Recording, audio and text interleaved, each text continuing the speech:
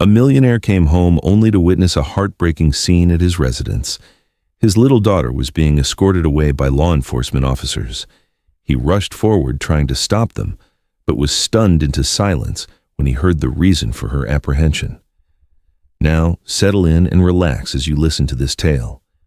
I hope it serves as the perfect catalyst to help you drift off to a peaceful sleep tonight. And with that, let's begin. The black SUV pulled up to the tall, imposing iron gate of the Ward estate. The early morning light struck the vehicle's surface, reflecting the face of Ethan Ward, a man in his 40s, tall with a somber gaze and the telltale exhaustion of someone who'd just flown all night from Singapore. He retrieved his key, looking up at the house, once a sanctuary, now appearing like a cold, impenetrable fortress. Inside, everything was different. The main hall reeked of strong perfume. Abstract paintings lined the walls, and a fiery red palette dominated the space, eclipsing the white and gray tones that had been the preference of Lucia, his late wife. Ethan stood for a long moment before an old photograph of himself, Lucia and Lila, his young daughter, before turning away as he heard the sharp click of heels descending the stairs. Miranda walked down. She looked flawless, magazine-perfect soft brown hair, a form-fitting beige silk dress. She offered a smile, but it didn't quite reach her eyes. "I didn't expect you back so soon." Ethan set his suitcase down. "The deal wrapped up ahead of schedule.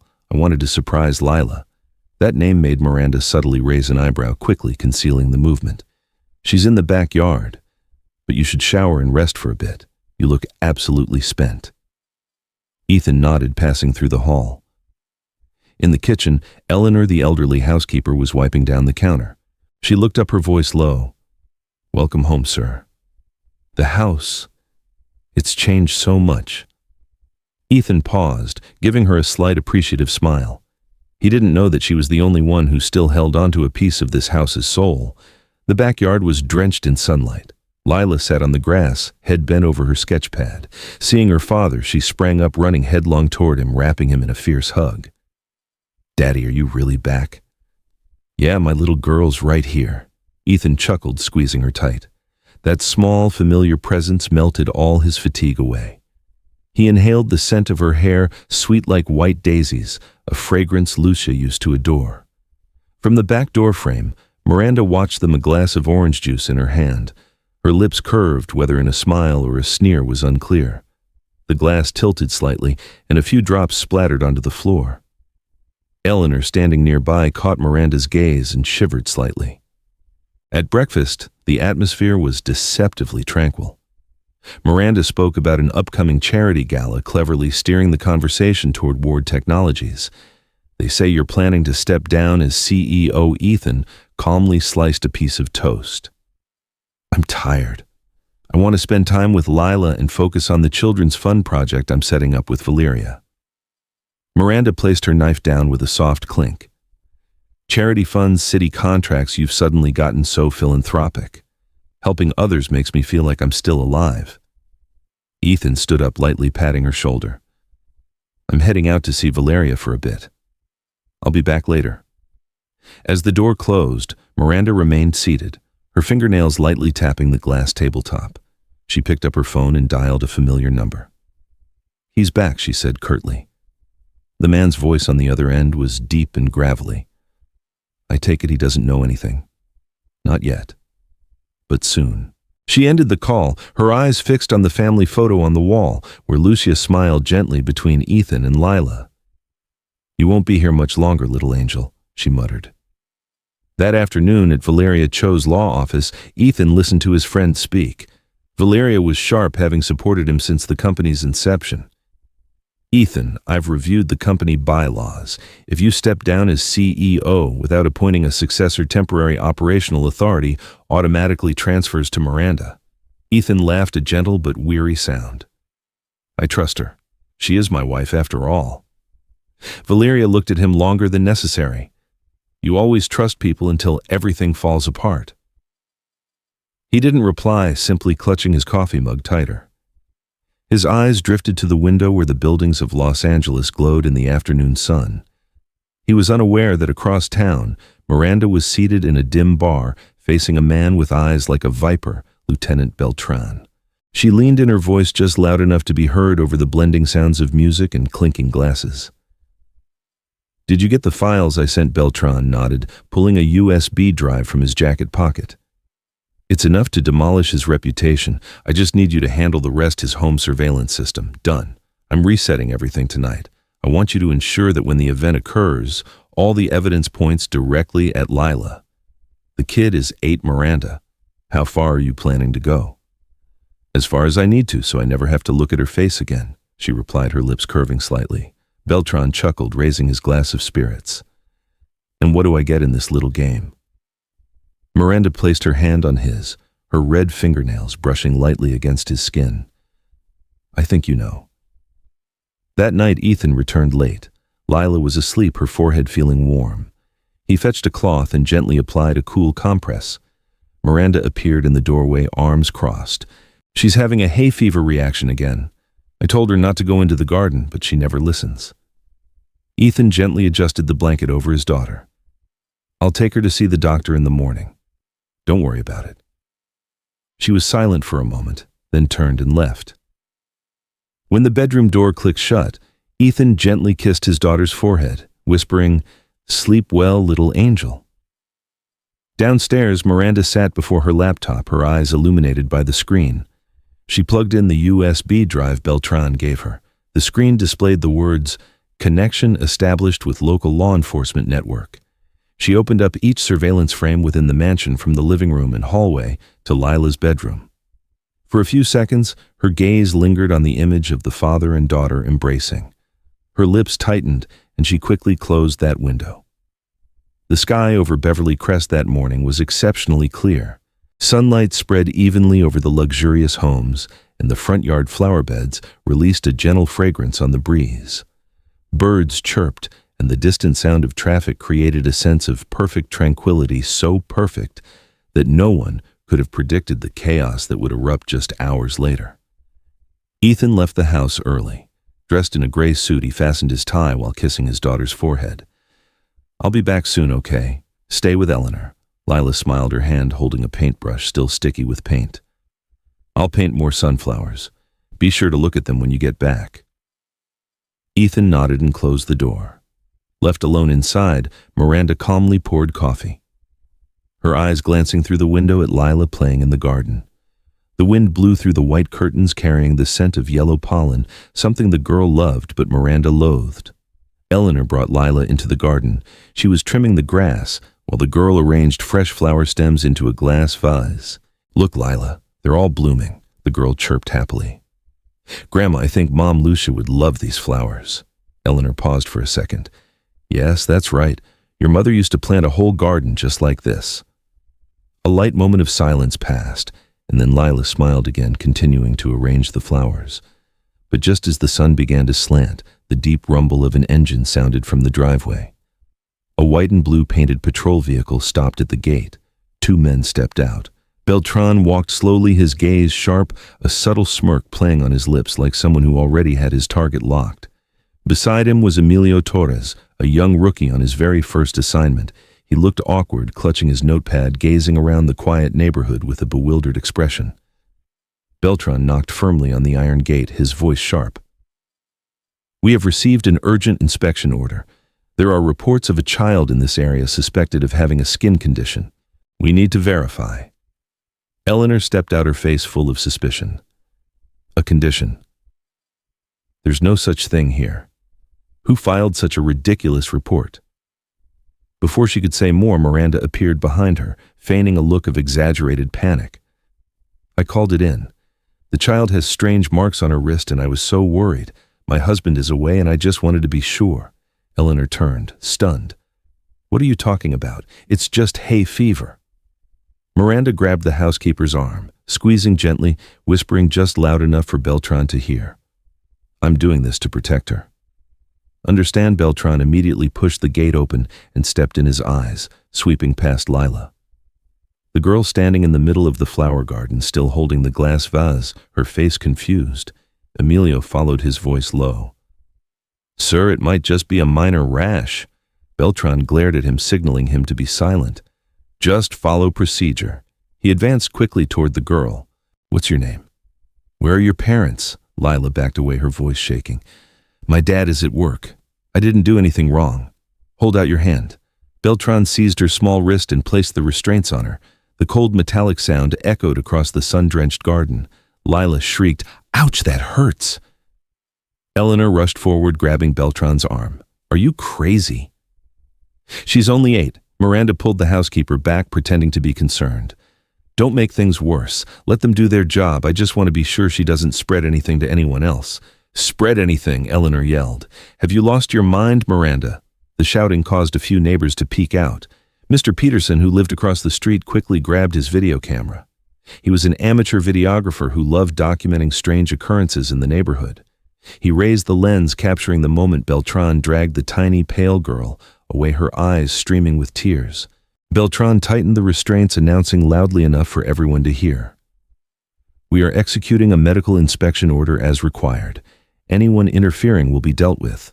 Miranda stepped back, hugging her arms as if she were the one worried for the child.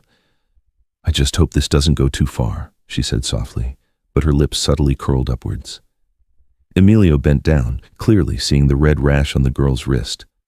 Sir, it is indeed hay fever. I can confirm it.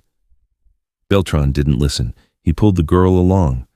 Eleanor tried to intervene, but Miranda stood in her way, clutching her chest, her eyes watering with feigned worry. Please don't. I'm just afraid for everyone. In that moment, an engine roared in the distance. Ethan's car turned sharply onto the street, braking hard in front of the gate. He jumped out, leaving the door ajar, and strode straight into the yard. Lila. His voice was hoarse. He saw his daughter being dragged away, a red mark visible on her wrist. Let go of her, Ethan roared, running toward them and wrenching Beltran's arm. The restraint snapped open, clattering onto the pavement. He embraced his daughter, trembling. Beltran stepped back, pulling out his badge. You are obstructing an officer in the performance of his duties, Mr. Ward. Ethan ignored him, focusing only on comforting his sobbing daughter. It's okay, Daddy's here. Daddy's right here. He looked up, seeing Miranda, who stood a few steps away. Hands clasped, her eyes cold and steady. There was no confusion, only a strange serenity. Don't misunderstand, she said lightly. I was just worried about her. I never thought things would escalate like this. Ethan clenched his jaw. Worried by calling the police to apprehend my daughter. No one answered. The silence was broken by the sound of a phone ringing in Beltran's pocket. He pulled it out, looked at the screen, and said briefly, Understood. Job done. Then he turned and left. As the patrol vehicle drove away from the gate, Ethan carried Lila inside. Eleanor followed, tears streaming down her face. Miranda remained standing, her lips slightly curled, her eyes, following the father and daughter like someone who had just completed a performance. Ethan placed his daughter on her bed and immediately called his private doctor. The diagnosis was just a mild allergy, nothing serious. Lila was asleep, but the tear tracks still stained her cheeks. He sat beside her, his hand gently stroking her hair. Downstairs, Miranda entered her study, closed the door, and picked up the phone. The video has gone viral, she said softly, looking out the window where Ethan was holding his daughter. Everything is going exactly as planned. The man's voice on the other end replied, deep and brief. Good. I'm meeting Crow's people tonight. Across town at the precinct, Emilio sat before his body camera screen. He rewound the footage. Everything was crystal clear, Miranda signaling Beltran that she was the one urging him to act. Emilio frowned, his heart pounding. He copied the original video file onto a USB drive and tucked it into his jacket pocket. A heavy feeling settled in his chest. He knew he had just touched something he shouldn't have. That evening, Ethan sat in the living room, Lila asleep in his arms. He opened his laptop and accessed the internet. The first news item hit him hard. Tycoon Ethan Ward snaps assaults police officer in his own yard.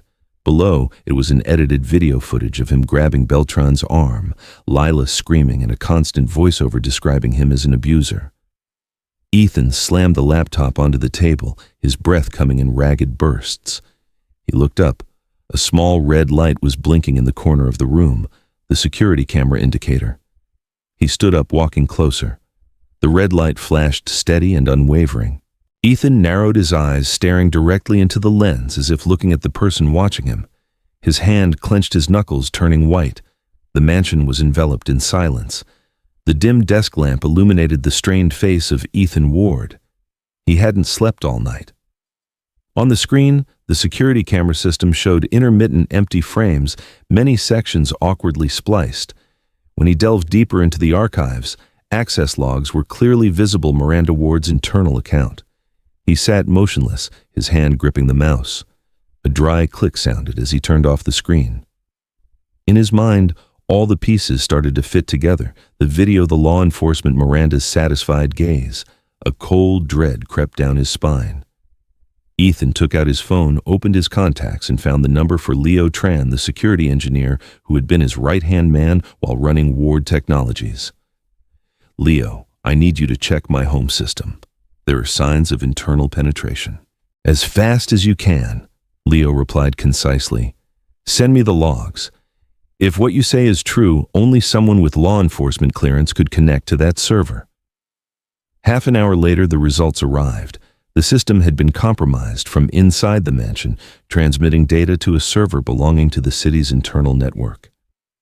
Ethan looked at the words, feeling a crushing sensation in his chest. He knew exactly what this meant. Miranda was colluding with someone within the law enforcement apparatus.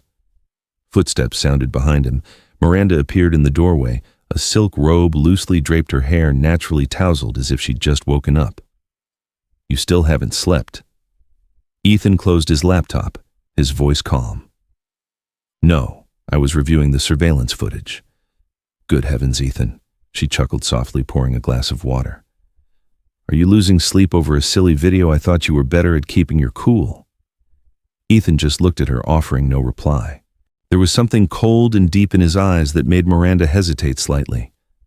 Breakfast passed in silence. Lila was awake, still weak from the allergy attack. She looked at him, her voice small. "Dad, they said you're a bad person." "Is that true?" Ethan froze his hand, holding the spoon rigid. He leaned down and hugged her, forcing a smile. "It's okay, honey. They just don't understand." Eleanor stood nearby, gently placing a hand on his shoulder. "Mr. Ward, be careful of her. I sense something bad is happening." He looked up, meeting her anxious gaze. Her words, for the first time, weren't the paranoia of an old housekeeper, but a genuine warning signal.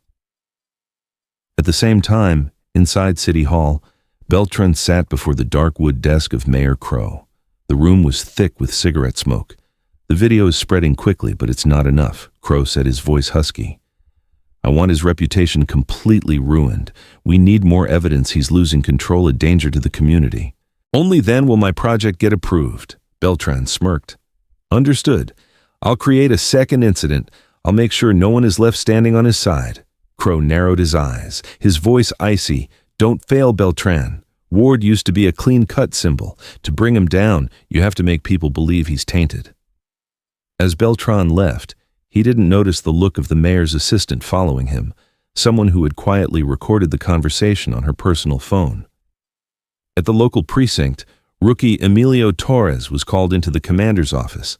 Sitting at the desk was Captain Vega, Beltran's direct superior.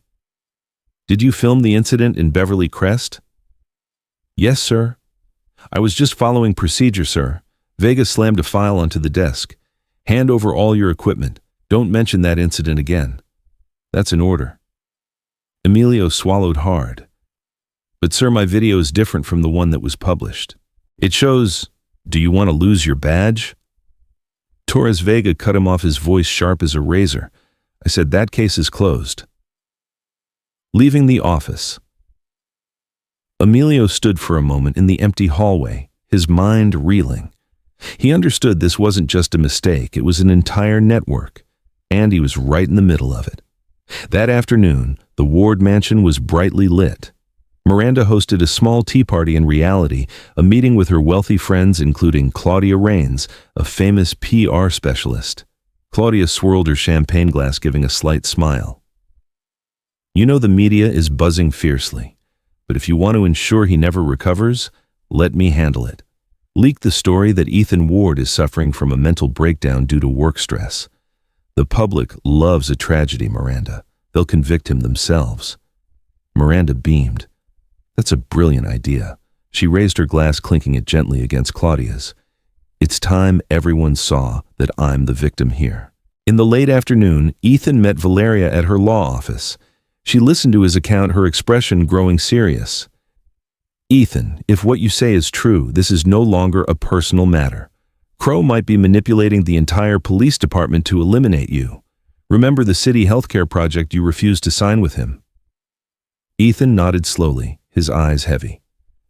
I think Miranda has become his tool. Or, she volunteered. Valeria leaned toward him.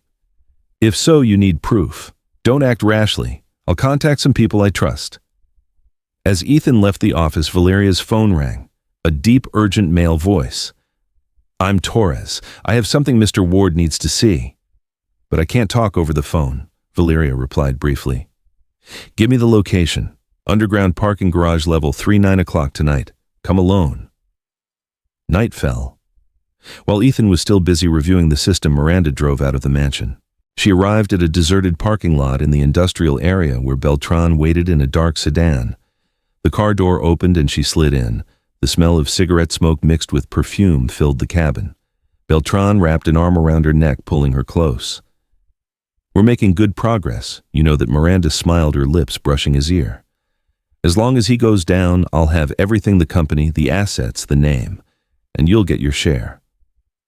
Beltran kissed her, then drew back, his gaze cold as steel. If he finds out what we did, I'm not sure I can protect you. Miranda stroked his chest, her voice soft but sharp. You're protecting yourself, Beltran. In his study, Ethan sat before the screen, his eyes fixed on the network signal graph. A mysterious data stream was being transmitted not through the mansion's security channel, but via a different IP address. He traced it.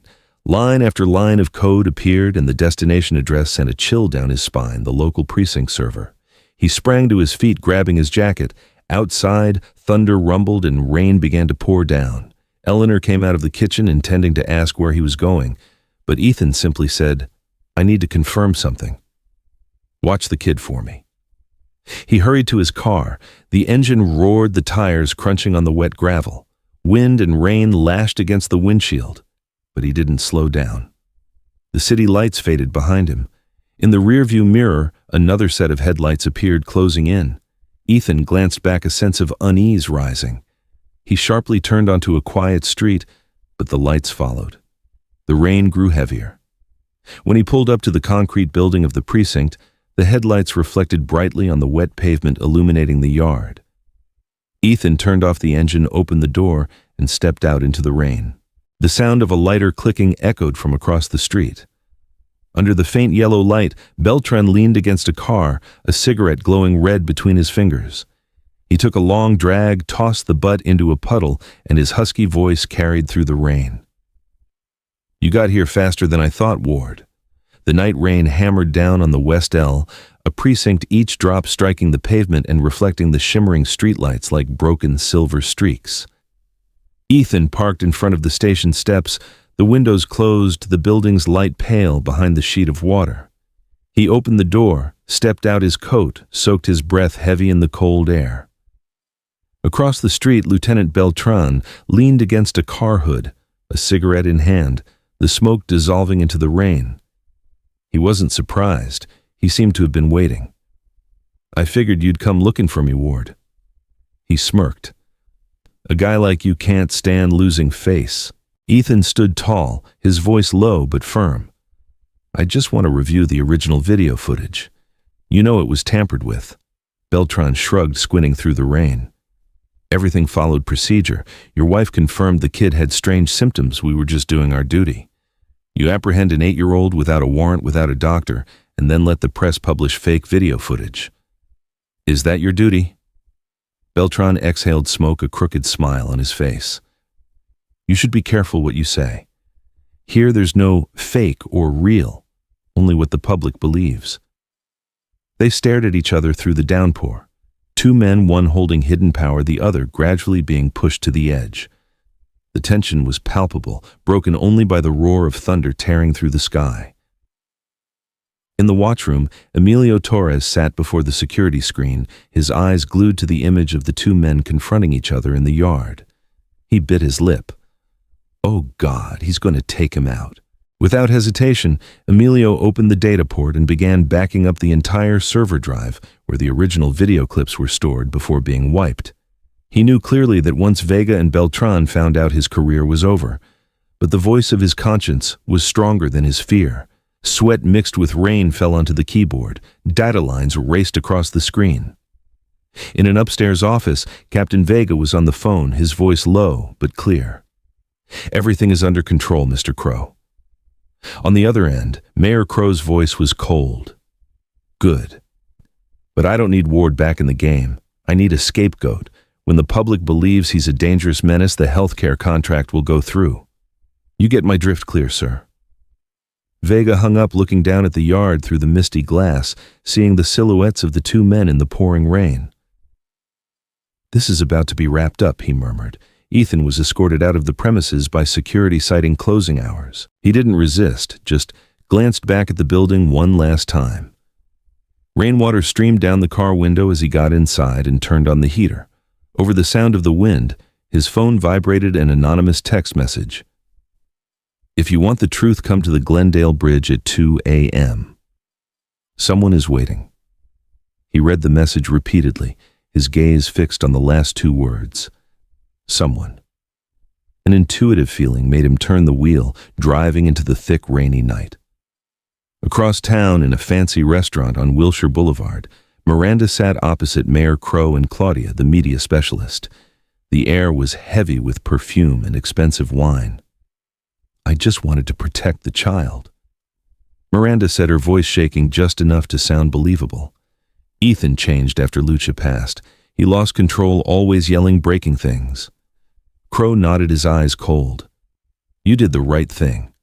Someone like Ward shouldn't be celebrated anymore." Claudia smiled, interjecting, "I'll handle the media angle.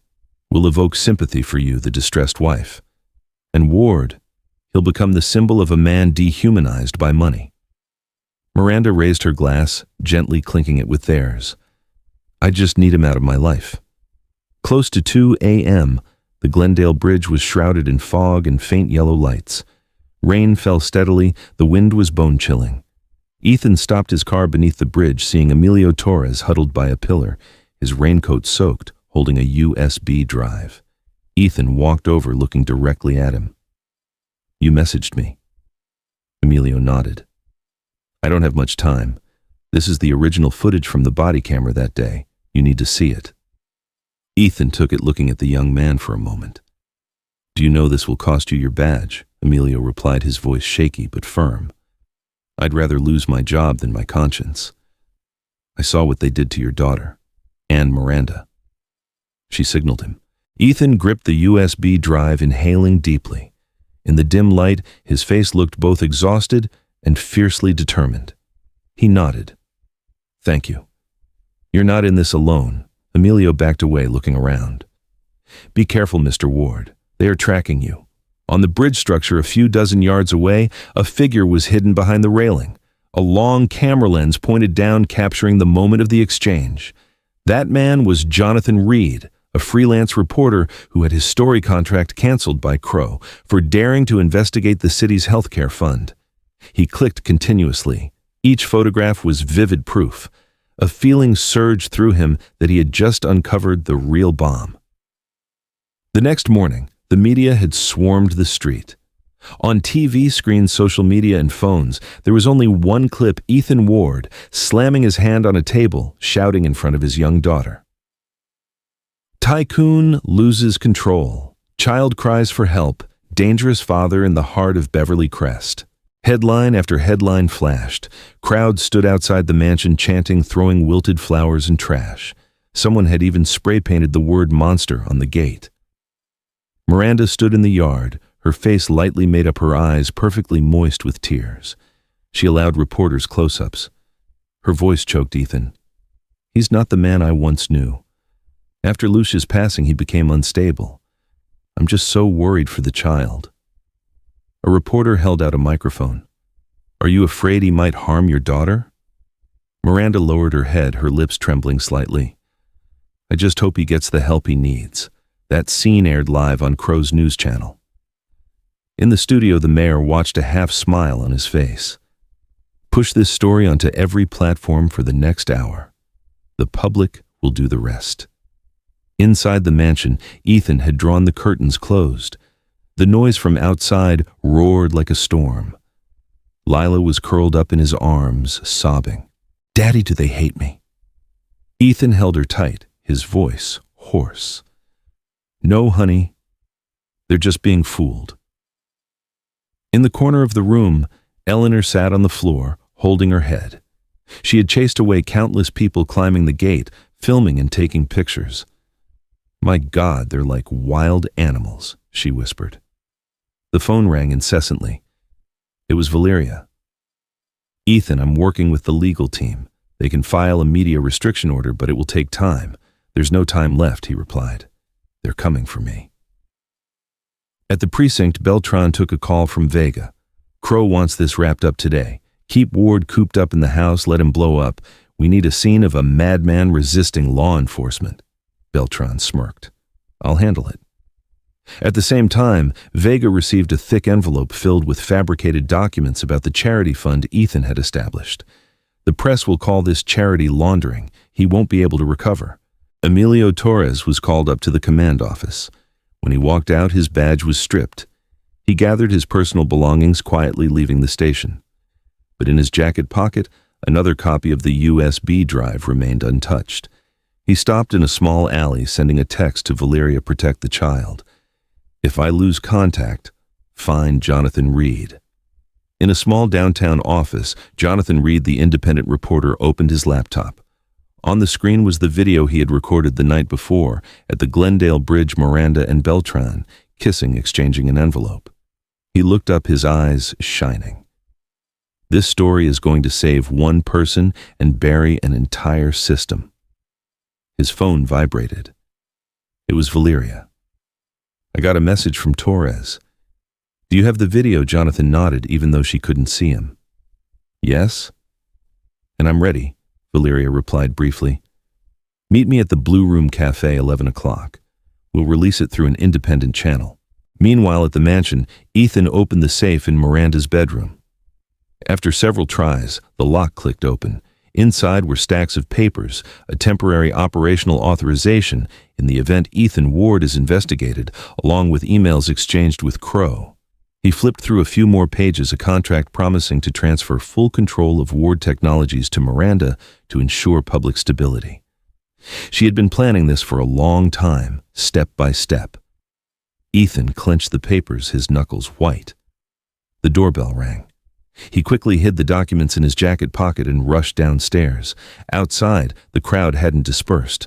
The media was shouting. Mr. Ward, do you have anything to say? Are you abusing your daughter? He remained silent. That silence through the reporter's lenses looked like a confession. At a small cafe near downtown, Valeria sat with Jonathan and Emilio. They spread out their laptops, USB drives, and recordings on the table. We have enough to turn everything around, Jonathan said. But if we release it at the wrong time, Crow will shut it down immediately, Valeria contemplated. The Internal Affairs Committee meets tomorrow morning. We'll send it directly to them while simultaneously broadcasting the video on your independent channel. If it spreads fast enough, they won't have time to suppress it. Emilio nodded. As long as the public sees Miranda signaling Beltran, everything collapses. They were unaware that across the street, a dark car was quietly parked. A man from Crow's security team was watching recording images of the three of them. Late afternoon, Miranda arrived at City Hall. Crow sat in his leather chair, unbuttoning his vest, looking at her with a half-threatening gaze. We should stop, Miranda said, her voice low. Ethan isn't easy to take down. I think he's starting to suspect things. Crow leaned back. There's no turning back. If he survives, I lose everything. It's too late for you to switch sides, Miranda. She remained silent, but her hands were tightly clenched in her lap. Crow's look passed over her, full of insinuation. Maintain your role well. Once this is over, I'll give you what you deserve. Night. Ethan gathered a few essentials and draped a heavy coat over Lila. The girl was still scared, her eyes red and puffy. "Where are we going, Dad? Somewhere safe," he said, pulling her gently toward the door. The air outside the gate was bitterly cold. Just as he stepped out, blue lights flashed. 3 patrol cars blocked the street.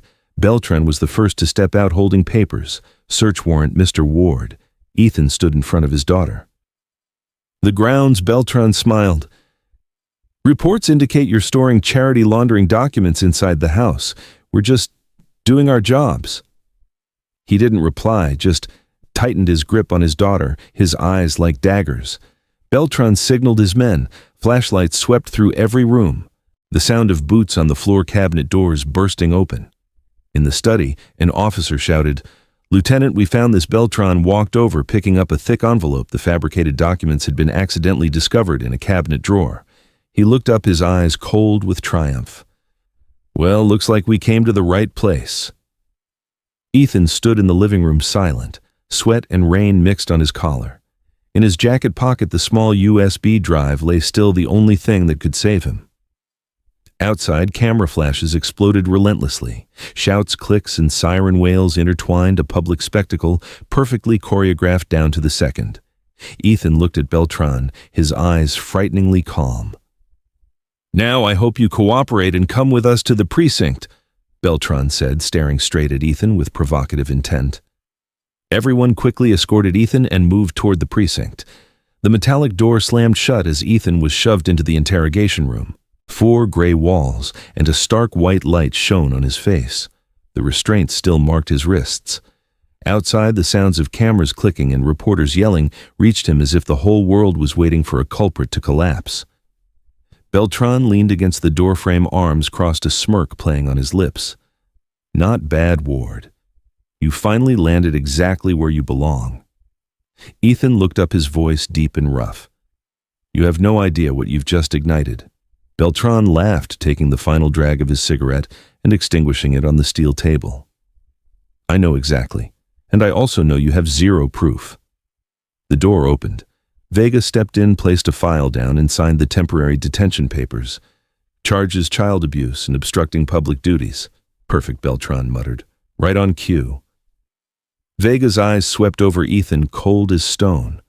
"From now on, he's our problem." Ethan offered no resistance. He simply sat there, staring intently at the 2-way mirror in front of him, where he knew someone was watching. Inside him, everything grew quiet, no fear, no anger, just one single thought: he had to survive so his daughter would know the truth. In a temporary rented office across town, Valeria spread a map of the city on the table. Beside her were Emilio, Jonathan, and Eleanor, the elderly housekeeper, whose hands still trembled as she pulled an old notebook from her pocket. "I got this from her bedroom," Eleanor said, her voice hoarse. Ms. Miranda wrote down every meeting with Crow, the dates, even account numbers. Jonathan opened his laptop, rewinding the video clips. The image of Miranda handing an envelope to Beltran was clear. He looked up, his eyes shining. "We have everything." Valeria nodded, her voice firm. "Listen up. Jonathan, you handle releasing the video exactly when the city council meeting starts tomorrow morning. Emilio, send all the original evidence to the FBI through an internal channel. Eleanor, keep this notebook, bring it to me on cue. We have only one chance." The precinct remained brightly lit. Miranda arrived wearing a long coat, her face pale with artificial exhaustion. Reporters swarmed her. "I just want to visit him. For the child." Lila can't live without her father. Cameras flashed relentlessly, recording the moment the wife cried for her mentally unstable husband. But when the interrogation room door closed, the smile on her face vanished. She leaned in, whispering to Beltran waiting in the hallway, "Wipe every remaining copy from the system. It has to be clean tonight. I can't risk any mistakes." Beltran nodded, his voice low. "I'll handle it. Vega is setting up the rest." In the upstairs office, Vega just finished a call with Crow. "Everything's on track, sir. Ward will be transferred tonight. No fuss." Crow replied coldly. "Good. Don't leave a body, just leave a story." In the detention area, Ethan sat alone. The light flickered. From a distance, the sound of a door opening and steady footsteps could be heard. 2 officers approached, one of them lowering his voice. Order to transfer to the secure unit. Mr. Ward, stand up. He rose, his gaze strangely calm. As he walked down the hallway, a soft voice crackled in the radio attached to the lead officer's shoulder, Vega's voice. Bring him to the isolation unit downstairs. Finish it quickly. The other officer nodded. Ethan understood everything. He clenched his fist. Tonight they intended to end things. In a nearby office, Emilio was packing his personal belongings to leave when he overheard the radio signal and the conversation. His heart pounded. He ripped off his headset, pulled out his phone, and called Valeria. They're going to silence him tonight. On the other end, Valeria's voice was icy. Stay on the line. I'm coming now. 10 minutes later, Valeria and Jonathan appeared at the precinct gate, dressed in suits wearing legal representative badges. I am Ethan Ward's attorney. I need to see my client immediately, she said in a firm voice. The gate guard hesitated. Jonathan cut in, holding a briefcase. She has a court order. Are you going to obstruct justice? While the guard checked, Valeria quickly glanced down the hallway. An officer walked past Vega. She offered a polite smile, walked closer, and subtly installed a small device beneath his desk. The recording device flashed a tiny green light, starting to capture every word. In the basement, Ethan heard the bolt slide open. Someone walked in. Emilio. His face was drenched in sweat, his eyes strained. Come with me. Right now. What are you doing here? No time. If you stay, they will eliminate you. Ethan stood up, following him through a service corridor. They crossed the evidence storage rooms, where the smell of dampness mixed with the sound of rain hitting the corrugated roof. The final emergency exit door opened, and cold wind slapped their faces. From afar, an alarm blared. Vega screamed into the radio. Someone is taking him out. Blocked the rear gate, Ethan and Emilio ran. Headlights from the backyard swept across the area, blinding them. A single loud sound of a projectile firing echoed. The round grazed the concrete, wall sparks flying. They hid behind a truck, their breath ragged, hearts hammering. Emilio pulled the USB drive from his jacket, shoving it into Ethan's hand. Take this to Valeria. She knows what to do. I'll hold them off. No, you come with me. Emilio shook his head. No one else can stall them. Go! A rapid series of footsteps approached. The red lights of the patrol cars swept across the yard. Emilio turned, pulling out a compact deterrent device, leaping from cover and sending a warning shot to draw attention. Get him! Vega's voice roared. Ethan turned back, seeing the young man standing in the rainlights, reflecting on his pale face, his hand still holding the device, trembling.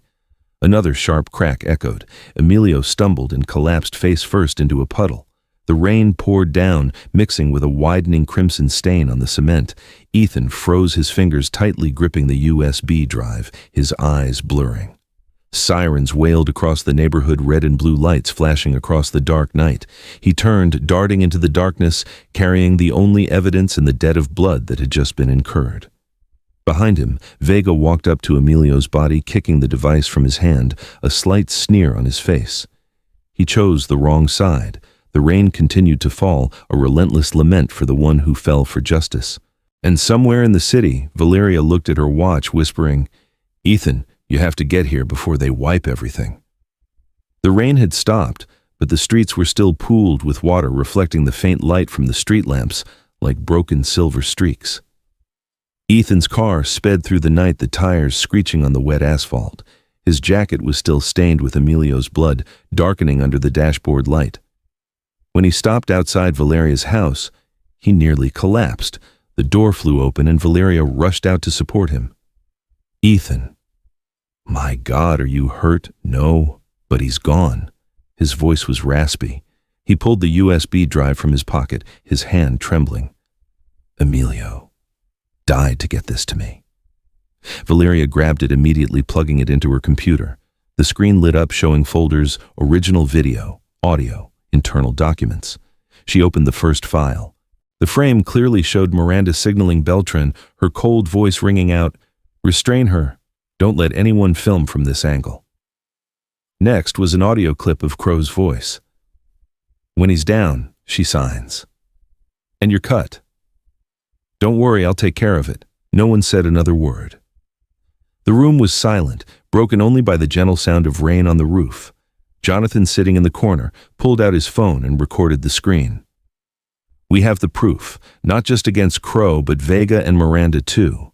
He quickly called an old colleague, Lisa Grant, a reporter who had been banned from the air by Crow for investigating his healthcare fund. Lisa, this is the biggest story of the year. I have all the proof of Crow's law enforcement manipulation network. I need live airtime during prime time. Lisa hesitated. If you genuinely have it, I'll open the broadcast. But Jonathan, you know they'll come for you, right? Jonathan gave a weak chuckle. I know. And I'm ready for them. Across town, Miranda received a text message Ward escaped. She panicked, calling Beltran repeatedly, but the phone just rang. You fool, pick up, she screamed, her voice cracking. But the line remained silent. Miranda looked around the empty mansion, a shiver running down her spine. Everything was starting to slip through her fingers. On the table, the TV screen aired a news segment. Los Angeles police deny allegations of evidence manipulation. The image showed Beltran smiling before the camera, stating that Ethan Ward is a dangerous individual with psychological issues. She bit her lip, calling Vega, but he wouldn't answer either. When she sent a text message pleading for help, Vega replied with a single line. Stand down. Everything is being managed. Meanwhile, Lila was sleeping at the home of Eleanor's niece, nearly 30 miles outside Los Angeles. It was a small wooden house nestled on a hillside. Eleanor sat beside her, mending the girl's small jacket. Grandma Lila quietly asked, Did that good officer? Did he save my dad? Eleanor stopped sewing, looking at the girl, her eyes red-rimmed. Yes, sweetie. He was very brave. She lowered her head, hiding the truth that the young man had fallen for the sake of the girl's father. At City Hall, Crow slammed a file onto his desk. He escaped. His advisors remained silent. A PR person stammered, Sir, we are controlling the media narrative, but there are whispers that the FBI is starting to review the case. Crow roared, Create a new scandal. Anything I want the public to forget, Ward. In the corner of the room, Maya Lee, the youngest PR staffer, quietly bowed her head. When everyone left the room, she took out her phone, opened the recording app, the full transcript of the conversation. She sent it to an anonymous email address, Jonathan Reed. Valeria worked tirelessly. She compiled all the evidence, making multiple copies. One copy was prepared for the FBI, one for the Internal Affairs Committee, and the final copy for public broadcast. We have a few hours before they clean up, she said. Vega won't sit still. Ethan nodded. His eyes were no longer tired, but resolute. They eliminated someone. I won't let him die in vain. Jonathan looked up.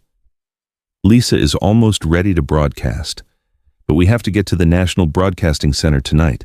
In the suburbs, Beltran sat in a shabby rented house, his hand shaking as he turned on the TV. The news segment showed his image with the headline, West L.A., police officer accused of evidence falsification. No way, he stammered, grabbing his phone to call Vega. No answer. A window rattled in the wind. He jumped, pulling out his deterrent device, and rushed outside. But there was only darkness and puddles of rain on the yard. He returned inside, trying to call Miranda. She didn't answer. Instead, the screen displayed a single message. Save yourself. We never knew each other. He stared at the words, then hurled the phone at the wall. It shattered. Everything was falling apart. The people who were once his allies had turned their backs, and he, the one who thought he controlled everything, was now the hunted. That night, Jonathan sat before his computer, pressing the test upload button. A short audio clip played, Crow's voice distinct. When he's down, she signs. And you're cut. Don't worry, I'll take care of it. In less than 10 minutes, the excerpt spread across social media. The hashtag Justice for Lila appeared, spreading like wildfire. Thousands of comments poured in. Who is the real monster? Investigate. Crow. Valeria watched the trend skyrocketing, her heart pounding. It's time. Let's move. She, Ethan, and Jonathan gathered the documents and left the office. Outside, the Los Angeles night was thick. A dark, unmarked SUV turned on its lights and began tailing them. Jonathan glanced in the rearview mirror, his voice low. "They found us." Ethan remained calm. "Keep going. Don't stop." Their car sped onto the freeway, the wind howling fiercely. The night was only broken by headlights cutting through the mist. From behind, the SUV accelerated. Jonathan slammed the gas pedal, but the road narrowed. 2 lanes ran parallel. Tires screeched the speedometer, passing 100 miles per hour. "They're closing in," Valeria shouted. "Hold on!" Jonathan gripped the steering wheel. The SUV from behind surged forward, slamming into their car's side. The impact sent their car veering out of the lane, skidding and crashing into the steel guardrail. Documents flew everywhere, the sound of shattering glass everywhere. The SUV stopped ahead. 2 armed figures stepped out. The car lights cast stark white beams onto Ethan's face, coldly calm, his hand clutching the USB drive. He opened the door, stood up straight, the wind and rain lashing at him, the lights reflecting on his face like cold steel. Behind him, Valeria shakily pulled Jonathan up, whispering, "My God, they're really here." A loud crack echoed in the empty night air. The round impacted the car door, sparks flying like fireworks. Jonathan yanked the steering wheel. The car swayed, lost control, then slid off the road, plunging down the embankment. The impact caused everything to explode. Glass shattered, airbags deployed, and white smoke billowed up. Ethan violently kicked open the car door, pulling Valeria out of the seat. Both tumbled onto the wet grass, their breath ragged.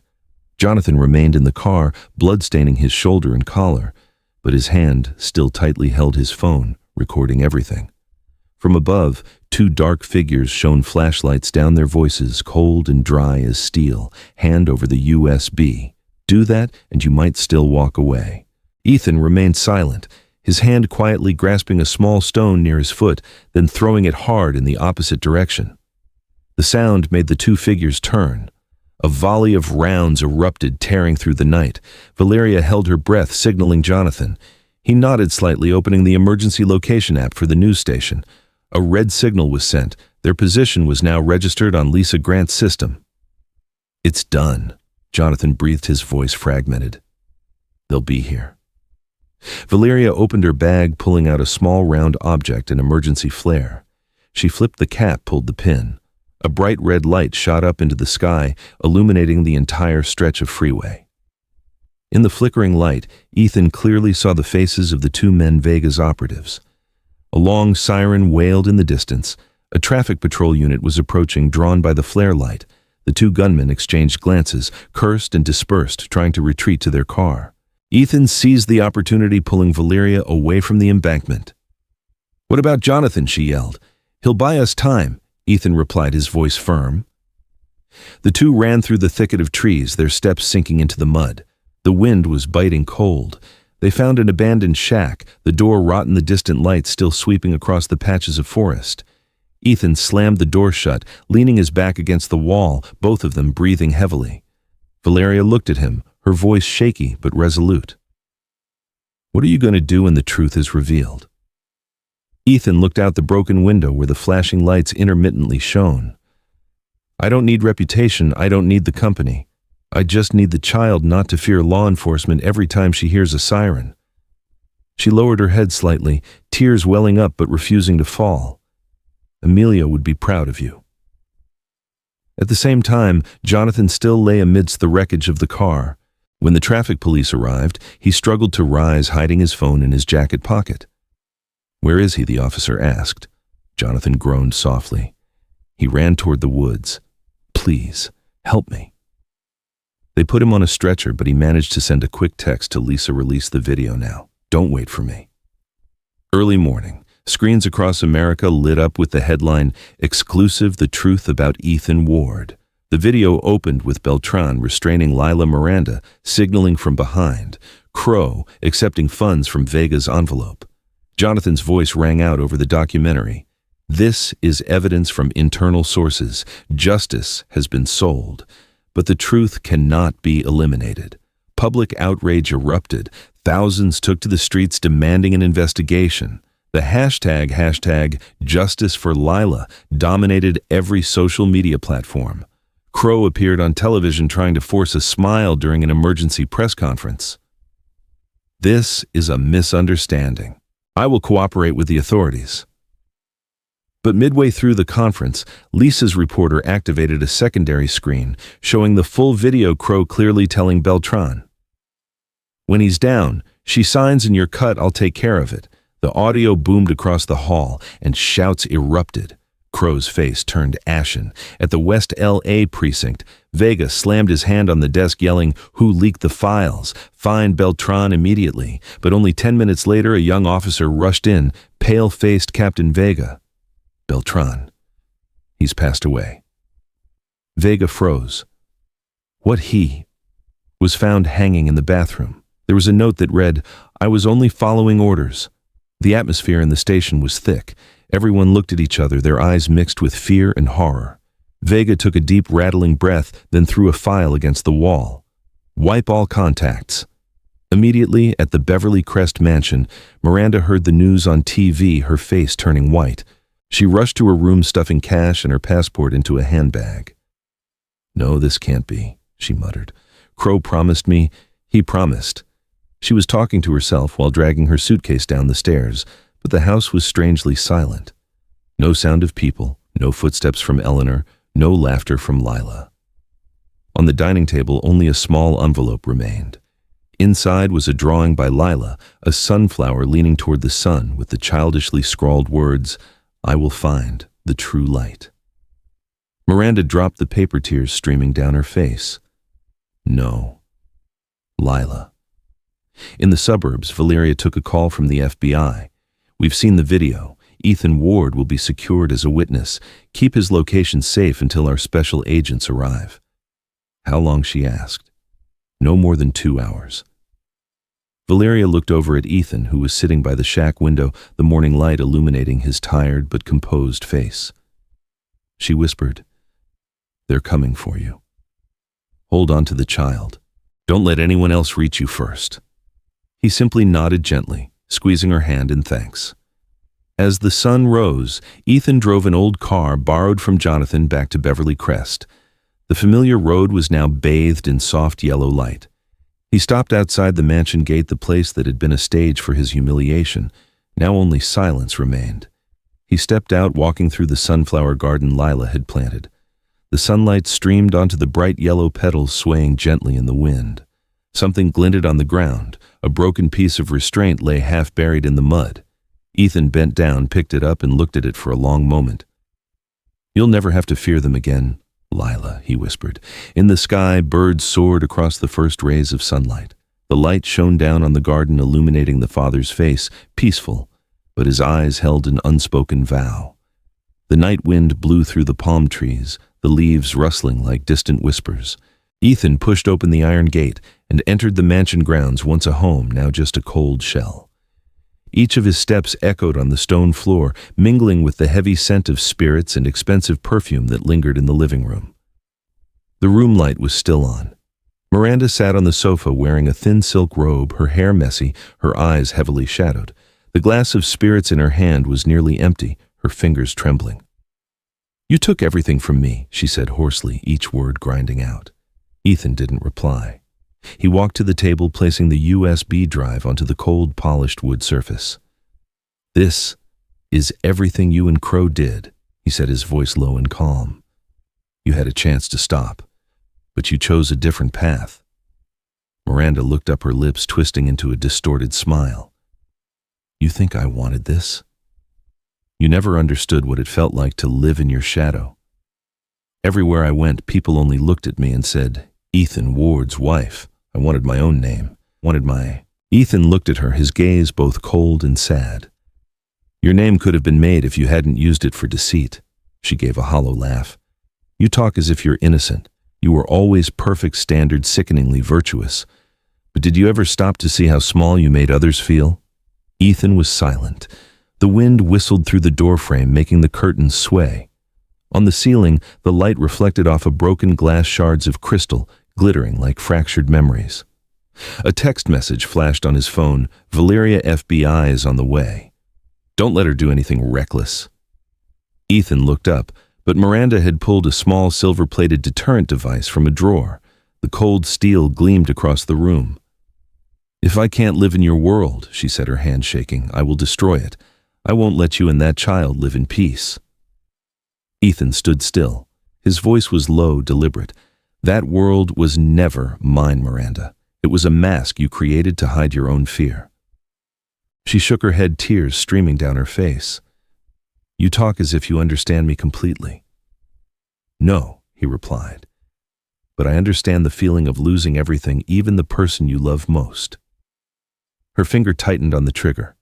A deafening crack echoed. The round grazed Ethan's shoulder, tearing his shirt, blood quickly spreading. He didn't stop. In a single motion, he lunged, seizing her wrist, wrenching the device away. Both fell to the floor. The spirit glass shattered, red liquid pooling across the tiles. They wrestled, their breaths mingling with the clatter. Miranda struggled, screaming, "I should have been the one chosen. Not her, not Lucia, not your child." Ethan held the device tight, blood dripping from his shoulder onto her hand. He spoke softly, each word weighted. "You could have been part of my family, if you had chosen love instead of malice." Outside, sirens wailed. A helicopter swept its light across the garden. The window glass flashed red and blue across the walls. Miranda tilted her head, looking through the frame, then let out a choked, desperate laugh. "See, they're here. Everyone has turned their back on me." She released her grip. The device clattered to the floor, sliding across the surface. Her whole body went limp, leaning back against the chair. Ethan gasped for breath, sitting opposite her, his shoulder still bleeding. He whispered, "Don't do anything more. Let Lila be in peace." Miranda looked up at him.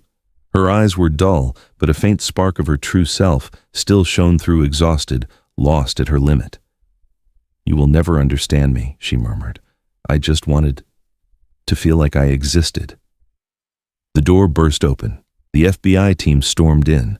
Blue and red lights swept across the floor. An officer shouted, "Drop the weapon." Hands up, Miranda didn't resist. She allowed them to place the restraints on her, her eyes empty as they stared at the ceiling. As they led her away, she looked back at Ethan one last time. "If there's another life," she whispered, "don't save me." He stood still. Only the sound of wind slipped through the crack in the door, carrying the scent of explosive residue and fading perfume. News the next morning showed images of Crow being taken into custody at City Hall. He was restrained amidst the jeers of reporters and citizens. Major newspapers ran the headline, "Mayor Crow accused of manipulating justice system. Shadow network collapses." In Vega's office, officers found a handwritten note with only one sentence. "No one is innocent in this game." He vanished, never seen again. Ethan sat back in the living room as the house slowly emptied. All the law enforcement had left. The lights dimmed, leaving only shadows cast by the wall-mounted photograph, the old family picture, him, Lucia, and little Lila smiling brightly. The rain outside fell softly. He walked over, reaching out to touch the glass frame. His tears mixed with the rain on his blood-stained hand. He sat down on the sofa, bowing his head, sighing. The pain was quiet, heavy, like the night wind blowing in through the slightly ajar door. The house, once a symbol of power, now only echoed with the reverberations of mistakes. The door gently opened. Ethan looked up. Lila's small silhouette appeared in the doorway. She wore a thick coat, clutching her old teddy bear, her eyes red-rimmed. Eleanor stood behind her, giving a slight nod before stepping outside. Lila walked in, saying nothing. She sat down next to her father, resting her head on his shoulder. Ethan placed his hand on her hair, his fingers trembling. Both were silent. Outside, the rain still fell. In that silence, the past seemed to be closing gently but never entirely gone. 1 week later.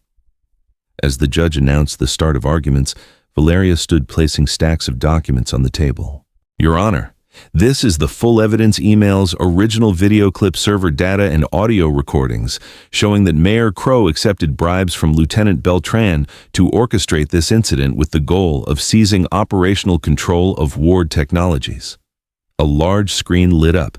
The entire courtroom fell silent as the video played the scene of Beltran restraining Lila Miranda, signaling from behind, and Crow's cold voice. "Oh, when he's down," she signs. "And you're cut." "Don't worry, I'll take care of it." No one spoke. The courtroom was filled only with the sound of beating hearts in the silence. In the witness stand, Jonathan Reed stepped up, a white bandage still wrapped around his shoulder. He held the microphone, his voice hoarse but steady. "Emilio Torres gave his life to get this USB drive to Ethan Ward. He told me that the truth needs someone to hold it, no matter the cost. I believe today we owe him that." No one added anything more. For a moment, some reporters bowed their heads, and a few people in the jury wiped their eyes. Miranda was brought in last. Her gray prison uniform made her look strangely small.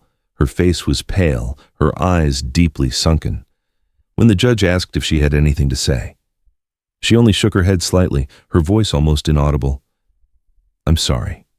For the child."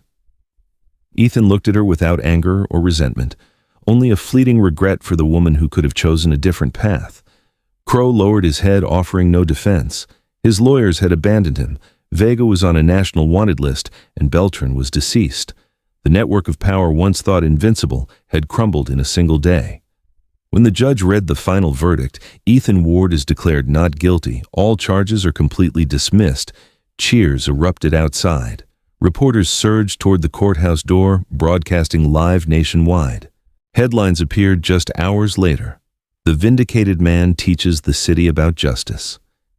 Emilio Torres's memorial service was simple, attended only by a few colleagues and those who had believed in him. On the table lay a picture of him in his officer uniform, his smile gentle.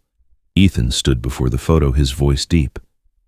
He believed that justice is not something everyone wants to hold because it is heavy, but Emilio chose to carry it on his shoulders, and because of that, he will never truly be gone. He placed a small plaque on the grave, etched with the words, "The courageous one who rekindled the light." Beside it was a pot of blooming sunflowers planted by Lila herself. Life slowly returned to normal. Lila went back to school, her hair newly cut, her smile brighter after long days of fear. During art class, she gifted her father a drawing, a man removing restraints from a child's wrist with a sunny sky behind them. Ethan looked at the drawing, choked up and unable to speak. He sold most of his assets, keeping only the house and the sunflower garden. With the rest, he established the Lila Foundation, supporting victims of misinformation and media fabrications. Jonathan and Valeria became co-founders. At the opening ceremony, the press saw Ethan genuinely smile for the first time. He stood on the podium next to Valeria. When she asked, "Do you ever regret it?" he replied softly, "No, because amidst the wreckage, I found the light again. My daughter." The applause lasted for a long time. In the front row, Lila sat next to Eleanor, her eyes bright. Late afternoon. The sunset poured over the backyard garden. The tall sunflowers stood straight, their petals swaying gently in the wind. Eleanor placed a hand on the girl's shoulder, quietly saying, "Your mother will have to learn how to live again, and you must learn to forgive." Lila looked up at the sky, where a few white clouds drifted slowly, then smiled. In her hand was a butterfly chrysalis that had just hatched. She opened her palm, and the small butterfly spread its wings, circling the garden before vanishing into the sunlight. Ethan watched from a distance, feeling a sense of peace he thought he would never find again. He turned, walking toward the foundation gate where a large sign had just been erected. On it, the etched image depicted two hands removing silver restraints under the sun. At the bottom was a bold line, "Justice begins when one person chooses to stand with the light." The afternoon wind swept through the palm leaves, rustling. The last ray of sun fell on his hair, reflecting on the silver lettering. Ethan gently closed his eyes, letting the breeze wash over his face, softly, so softly like a farewell to the old years. In the distance, Lila ran toward him, holding a small bouquet of sunflowers. "Daddy," her voice clear, cutting through the air. Ethan turned, smiled, and embraced his daughter. And that is our bedtime story for today. A long journey where justice didn't come from powerful suits or high-rise buildings, but from the courage of people who dared to stand by the truth. What do you think of this story? Which character made the biggest impression on you? Ethan, the determined father, protecting his daughter, Valeria, the strong woman fighting for what's right, or Emilio, the young officer who chose sacrifice to preserve the light of truth? Please share your thoughts in the comments below. I'm genuinely keen to hear which parts moved you the most, and which of their actions made you believe that kindness still exists, even in the darkest of times. We'll chat more about this story before we conclude this peaceful night.